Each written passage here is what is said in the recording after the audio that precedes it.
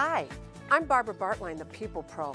I'm a clinical psychotherapist with over 25 years of experience of working with couples. I'm here to give you the tools, the tricks, the techniques to help you build your relationship and create the marriage of your dreams.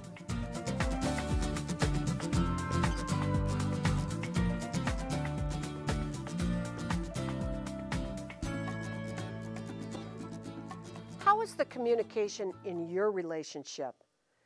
Take my communication quiz at whydidimarryouanyway.com and take a look at some of the common mistakes that people make in trying to communicate.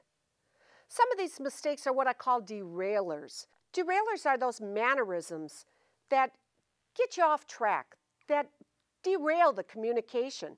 So pretty soon you're not focusing on what the original argument was. In fact, you may be focusing on everything else. It's easy to see if you use derailers in your communication because oftentimes when you finish the argument, you don't feel you accomplished anything. Or worse yet, you don't even remember what the argument was about.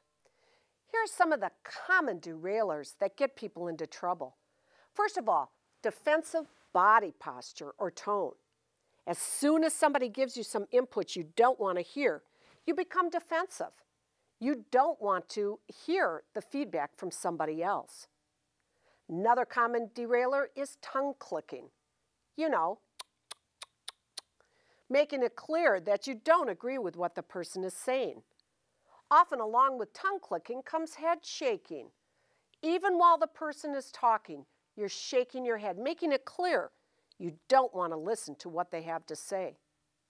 How about eye rolling? As soon as a person starts to talk, you're rolling your eyes. Makes it clear you don't think much of their opinion. In fact, you're not even going to take the time to listen. Another common derailer is yelling or raising your voice. Now, the thing about yelling is that if one partner yells, the other person is likely to also start yelling.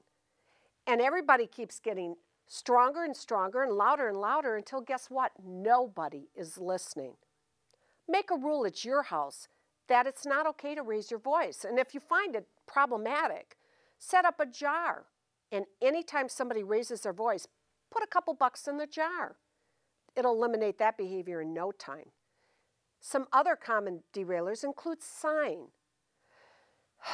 You know, just letting the person know you are so bored with everything they're saying. Maybe you remember Al Gore in the presidential debates. One of the things that got him into trouble is he kept sighing when anybody else went to the microphone. A lot of people made mention that that took away his credibility. Some other derailers include name-calling, cursing. Again, pretty soon all the focus goes on that behavior and you're not really accomplishing what you hope to by the discussion. What about the suitcase pack? This is what I refer to when people storm out of the room, like they're not going to come back, or worse still, actually go pack a suitcase and leave. I had one couple that came to see me. Every time they'd have an argument, she was loading up the car with their stuff. He used to laugh. He says, when she takes the cat, I know she's really serious.